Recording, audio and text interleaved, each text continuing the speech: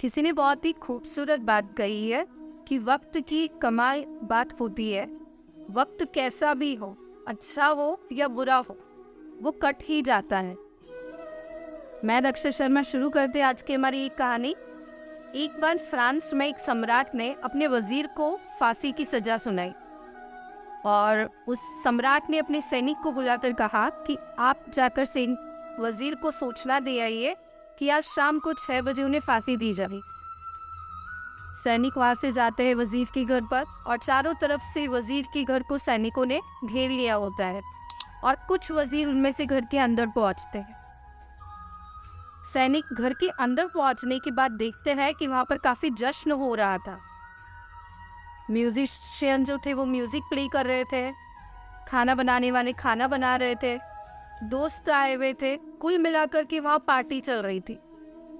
ये सब देखकर सैनिकों को थोड़ा आश्चर्य लगा कि आखिर हो क्या रहा है। बात ही बात में उन्हें पता चलता है कि जो वजीर है उनका जन्मदिन है और जन्मदिन की खुशी में ये जश्न मनाया जा रहा है। कुछ देर बाद जब ये जश्न चालू रहता है, उसमें से एक सैनिक ने जाकर वजीर को कहा कि सम्राट का ये संदेश है कि आज शाम को 6 बजे आपको फांसी दी जाएगी और आपको फांसी पर चढ़ाया जाएगा। जैसे ही वहाँ के सभी लोगों ने ये बात सुनी, सभी एक दूसरे की चेहरे को देखने लगे और वक्त जैसे थम सा गया। खाना बनाने वाले ने खाना बनाना बंद कर दिया, म्यूजिशियन जो थे उन्होंने म्यूजिक प्ले करना बंद कर दिया और दोस्त भी काफी गुमसुम से होकर बैठ गए।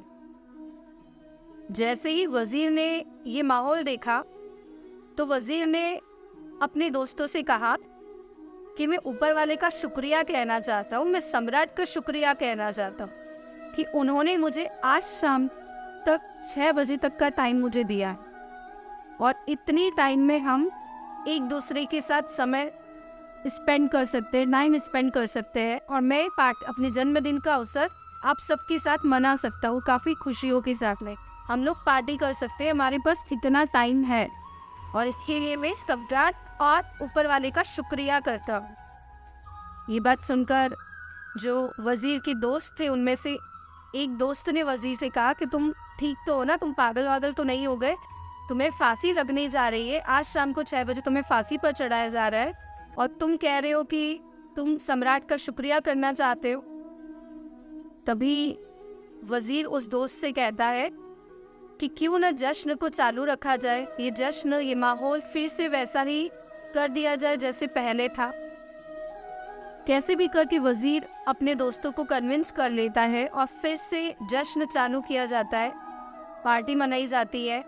दोस्त थोड़े गुमसुम थे, थोड़े मायूस थे, पर फिर भी वजीर के कहने पे पहले जैसा माहौल बनाया जाता है। खाना बनाने वाला खाना बनाता है, म्यूजिशियन म्यूजिक प्ले करता है। ये सभी देखकर एक सैनिक उसमें से राजा साहब तक संदेशा पहुंचाते हैं कि हमने आपका दिया हुआ मैसेज वजीर को दिया कि आज शाम को तुम्हें फांसी चढ़ने वाली है। फिर भी वहां पर जश्न का माहौल है। ये सुनकर सम्राट साहब से रहा नहीं जाता है, वो चौंक जाता है कि फांसी की सजा सुनने के बाद कोई कैसे जश्न मना सकता है। तो सम्राट वजीर के घर पर पहुंचते हैं और वहां जाकर देखते हैं कि वाकई में वहाँ पे जश्न का माहौल था, सभी लोग काफ़ी एंजॉय कर रहे थे। तो सम्राट साहब जाकर वजीर से कहते हैं कि तुम ठीक तो हो ना, तुम्हारा दिमाग ठीक है, तुम पागल वागल तो नहीं हो गए। तभी वजीर बोलता है कि आप ऐसा क्यों बोल रहे हो राजा साहब। तो सम्राट वजीर से कहते हैं कि आज शाम को 6 बजे तुम्हें फांसी दी जाने वाली है, तुम्हें फांसी पर चढ़ाया जाने वाला है और तुम यहाँ जश्न का मज़ा ले रहे हो। तभी वजीर सम्राट से कहते हैं कि मैं जानता हूँ कि आज शाम को 6 बजे मुझे फांसी पर चढ़ाए जाने वाले हैं, पर फिर भी मेरे पास जो वक्त है, मैं उस वक्त को खूब जीना चाहता हूँ। मैं इस समय का खुल के मज़ा लेना चाहता हूँ। जितना वक्त मुझे मिला है, क्यों ना मैं उस वक्त की मैं कद्र करूँ और इस वक्त को खूब मज़े से जी लूँ। ये सुनकर सम्राट काफ़ी उन्हें अच्छा लगता है। वो जाके वजीर को गले लगा लेते हैं और कहते हैं कि जिस इंसान को वक्त की कद्र होती है। जिस इंसान को समय की वैल्यू है, उसके पास जो समय उसे मिल रहा है उसको भी यूटिलाइज कर रहा है, उस इंसान को जीने का पूरा हक है।